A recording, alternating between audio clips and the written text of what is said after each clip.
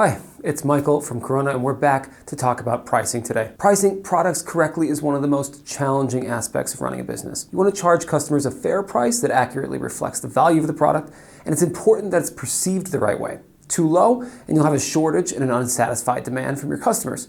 Too high, and you'll lose out to your competitors and annoy your shoppers. Making the whole scenario more difficult is the fact that there are many additional factors to consider when determining your pricing strategy.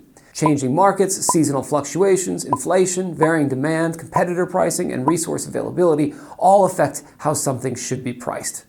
This is where dynamic pricing strategies come in. Though a more modern term, dynamic pricing has always been around. But there are some newer options that retailers can employ to optimize their prices in order to maximize profits. Next, we'll cover the basics of dynamic pricing, its pros and cons, and several of the most popular types of dynamic pricing. So, what is dynamic pricing exactly anyway?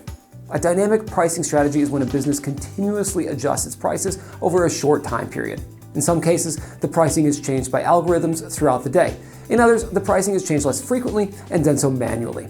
In the end, the goal of using dynamic pricing is to find the ideal margin level for each product and to maximize the total volume of sales. Unlike personalized pricing, which bases its prices on individual consumer behavior, dynamic pricing is based on the market and how it determines the relative value of each product. Dynamic pricing has become more commonly used with the rapid rise of e-commerce selling. Consumer electronics were one of the first categories of retail to implement the technology. Because the industry is highly competitive and the demand highly elastic, dynamic pricing helps the industry optimize its prices. But dynamic pricing isn't the right solution for any business. Certain industries and business types are better suited for it than others.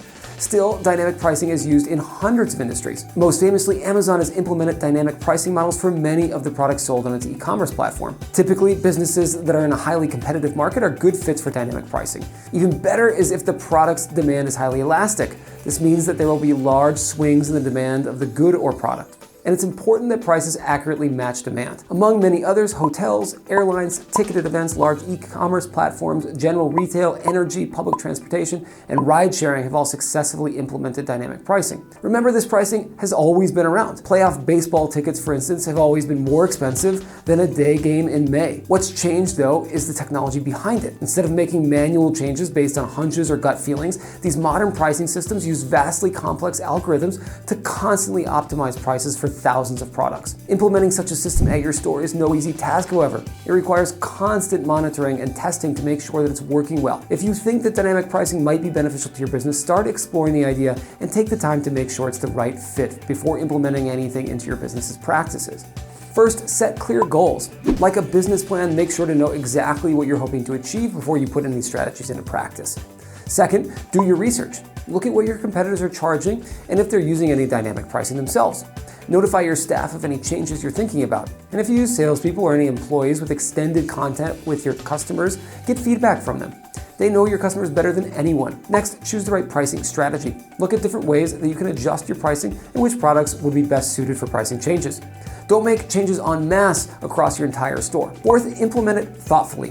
Think about how you'll start making adjustments to your pricing. You don't want to change everything at once. Think about seasonal changes, demographic pricing, time-based discounts, and any other factors that might affect your final pricing. Once it's up and running, test it out. Like any major change, it's absolutely vital that you monitor its impact on your store. Most businesses can't afford to let costly mistakes go unchecked for too long. Make sure you're paying attention to your margins and that no adjustments are wrecking your bottom line. Finally, look at AI pricing software. The world's biggest retailers are investing massive amounts of money into new AI companies that manage the dynamic pricing of their products.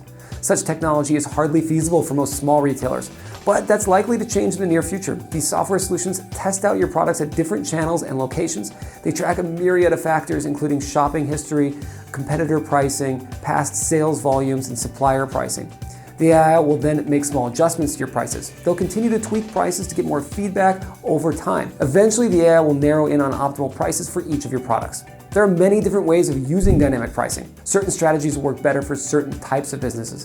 Think about the following to see which might be wise to implement at your store. First, high-value customers. While you want to reward your best shoppers, you don't want to offer discounted pricing for consumers who are planning on happily paying full price.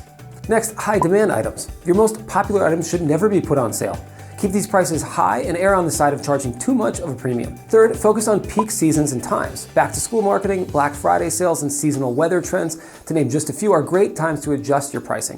Follow the trends and market expectations to put the right things on sale at any given time. Focus on new releases too. Try out different pricing strategies on new items. Generate hype with the initial sale or promotion, and then adjust the pricing over time to zero in on that optimal range.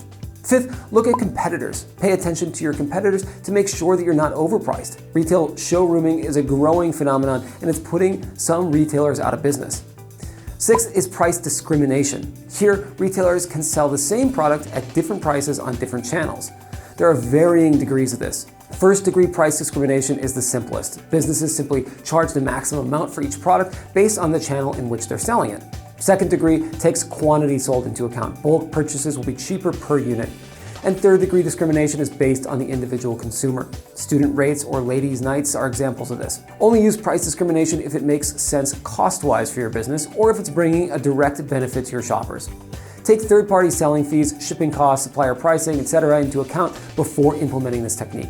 You need to be able to understandably justify the price to your customers. Seventh is price skimming. Specifically for retailers carrying new-to-market products, price skimming makes the initial price quite high since consumers who are quick to adopt new products will typically pay a premium to do so. We often see this with new tech products. Once the technology becomes more ubiquitously used and more competitor products hit the market, the price will start to come down a little bit. And finally, revenue management. Some retailers use this as a way of gaining new customers who would otherwise be priced out of the product. Luxury hotels commonly use this tactic. Rather than let a room go vacant, they'll lower the price of available rooms shortly before the date of stay to attract guests on a budget.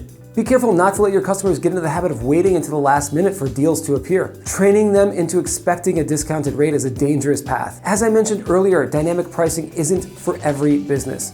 So what are the pros and cons of it? Messing with your pricing can be a great tool for your business, but it's a risky game. Going too low can decimate your margins and ruin your revenue stream. Going too high can alienate your shoppers and, in the end, also ruin your revenue. And remember that there is no single solution or answer for any business. It's a remarkably complicated thing, and one that big box retailers are investing millions of dollars into each year just to learn more about. And there are several immediate pros to this pricing system. First, it's flexible. You can set prices in real time to better match the factors that affect your margins. This helps you maximize revenue and remain competitive. Next, if done well, it will save you money. Implementing the software might be costly, but optimal pricing will increase your sales and profits in the long run. And then with increased profits, your business can grow at a faster rate. Dynamic pricing will increase your rate of sales, your profit margins, and therefore allow you to scale accordingly. But there are a few noteworthy cons that have plagued some businesses. Inconsistency isn't a hallmark of a well-run business. Consumers don't like to be surprised, especially with unexpectedly high prices, so don't scare them away. Price wars can also ruin a business. Just because a competitor is offering something at a lower price doesn't mean that you should automatically match it. It could well be the case that their margins are floundering. Be wary of changing prices based on shopper demographics too. Consumer discrimination is in some cases illegal. And even if it is legal, it will still be rather off-putting to most customers. Overall, take the time up front with proper research, A/B testing, and incremental changes. Altering a pricing strategy can have a huge impact on any business, so don't treat it lightly.